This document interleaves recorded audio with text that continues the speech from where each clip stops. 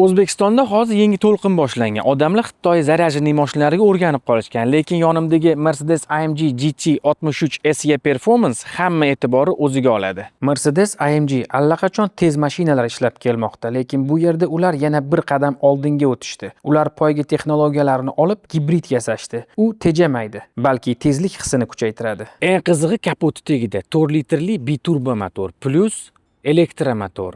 800 dan ortuq ot kuchi, aylantirish momenti 1400 Nm, 0 dan 100 gacha 208 soniya. Bu superkarlarning darajasi. Kulrang metalik qizil salon bilan juda agressiv ko'rinadi. Keng, past va tashqi ko'rinishi bilan ham aytadi, bu oddiy sedan emas. Gibridning eng asosiy fishkasi motor momenti tez beradi. Kutish yo'q, bosdingiz yurdi. Shuning uchun oddiy benzinli mashinadan ko'ra buni tezlashishi o'tkir seziladi. Shunday mashinalardan keyin qolganlari ancha sokin tuyuladi, chunki siz bu tez patxvatga va doimiy tortish kuchiga o'rganib qolasiz. Bu allaqachon boshqa darajadagi emotsiya. Bu mashina hozir erkin sotuvda. Agar siz odamlardan ajralib turishni xohlasangiz, shu mashinani sotib olishingiz mumkin. Biz sizga bu mashinani O'zbekistonga olib borib beramiz.